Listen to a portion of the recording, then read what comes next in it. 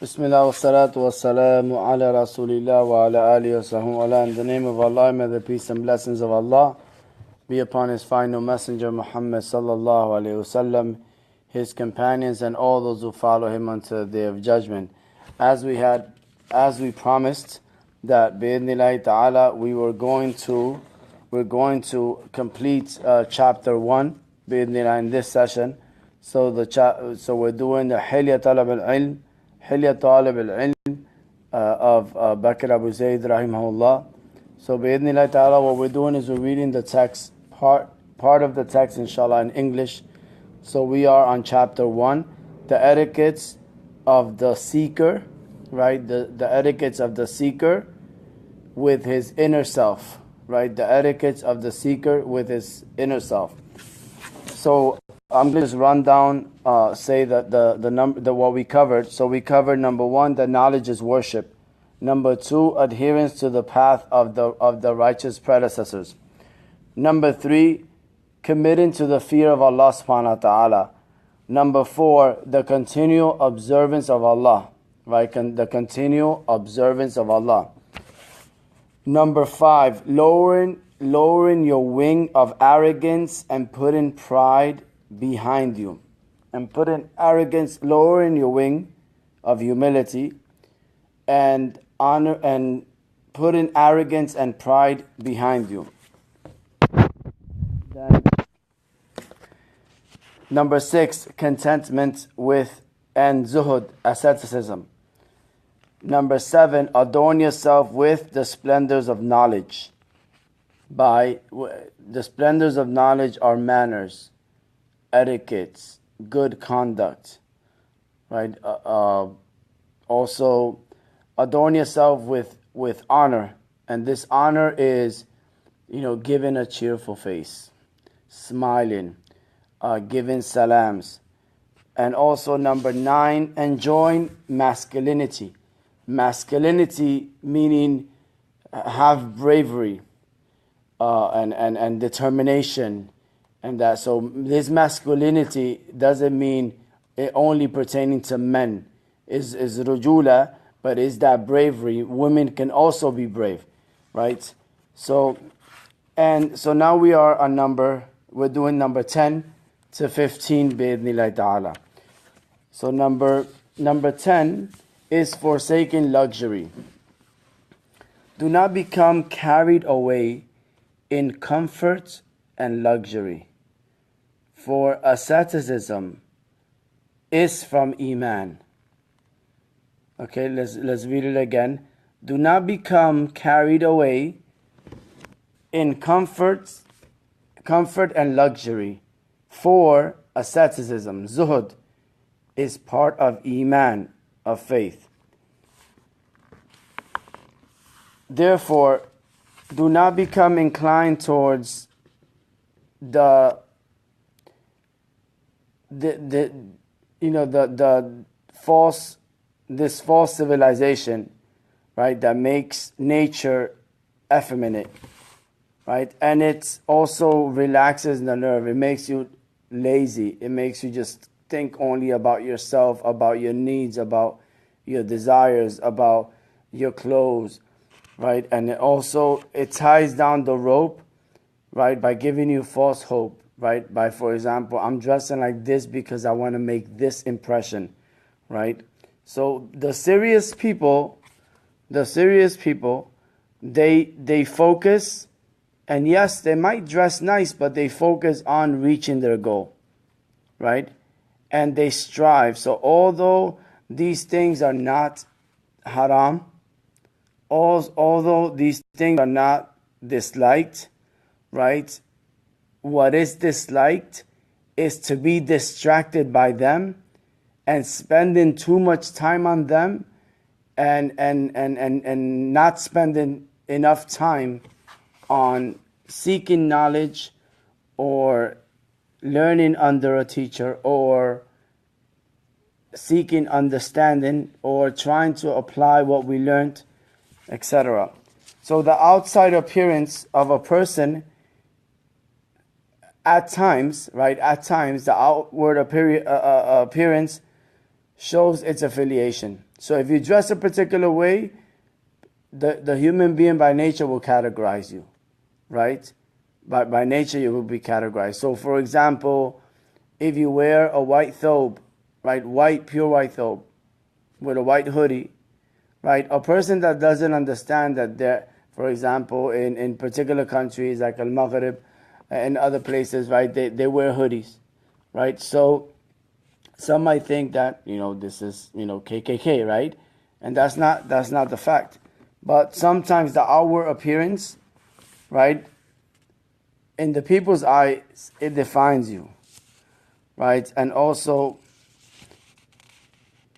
dress not one, so be careful. Be careful because it might give the wrong impression of who you are and your pursuit, right? It might give a wrong impression of who you're affiliated with. It might give a wrong impression of your upbringing. So for example, right, just giving an example, let's say you had a comfortable life.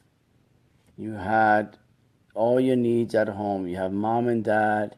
You have all these needs. Some people don't have that privilege, right? Or that. So some people didn't have mom or didn't have dad, right? Some people, they struggle. So what they have is what they have. So they wear a particular clothes of a particular neighborhood, etc., etc. So if you don't have those needs, right, don't dress like people of that neighborhood, right, because of the glamour of it. Sometimes people dress a particular way because rappers dress a particular way, right? So therefore, these things distract you from your pursuit. You have to strive to always invest in your mind, to continue learning, right, and seek to apply what you learn. Also, so however, this does not mean, like, forsaking luxury does not mean that you dress in an unattractive manner, because you have to represent this knowledge, right, in the best of manner, right? Inna Allah tayyib wa la yuqbalu illa tayyib. Allah is pure and He loves what is pure, right? Allah is beautiful and He loves beauty, right? So therefore, we should be, if we're carrying this blessed message, right, then we should be in the best manner, in the most presentable manner. Yes, as long as as this dress doesn't give us this false hope, and doesn't play with our emotions, right? So therefore, you should. So here it says, you should shroud your outside appearance. You should shroud your outside appearance with pious conduct and good manners, right? And Allah subhanahu wa ta'ala says, وَلِبَاسُ التَّقْوَى ذَلِكَ خَيْرٌ وَلِبَاسُ التَّقْوَى ذَلِكَ خَيْرٌ. And the dress of piety, that is the khair. Now, for example, there is the question of the next one is to avoid gatherings of vain speech. That's number 11. To avoid gatherings of vain speech. Do not stand on the carpet of those who carry out detestable acts at their places of gathering, and tear the veil of morality, right? So they're talking about things that are immoral, and they pretend to be unaware, like it is nothing wrong with it, right? So don't, right? And if you do, then you will commit a crime against knowledge, a grievous crime against knowledge. You will commit a grievous crime against that which you possess, because Allah blessed you with something sacred, right? We have to take care of it. Also, avoid commotion.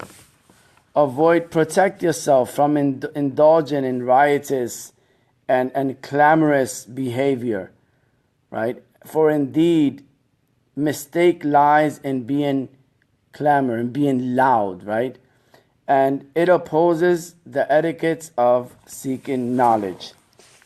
It opposes the etiquette of seeking knowledge. Number 13. So number 11 is avoid the gatherings of vain speech. Number 12, avoid commotion, right? Haishat, avoid commotions.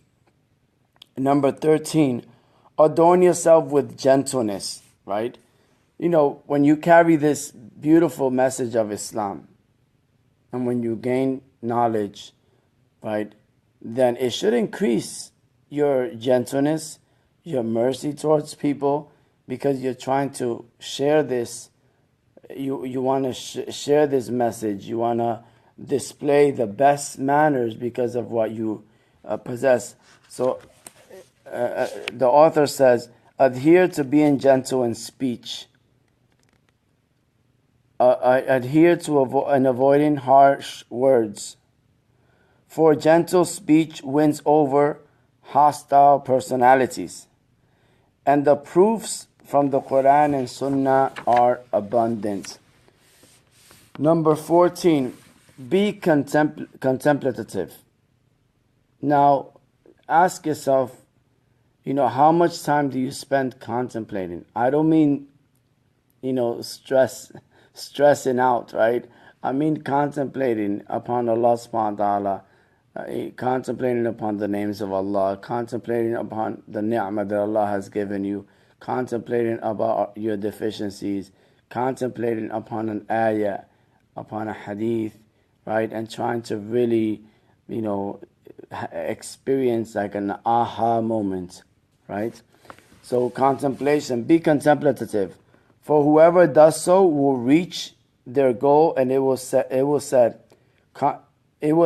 said, contemplate and you will reach. Contemplate and you will reach. Therefore, think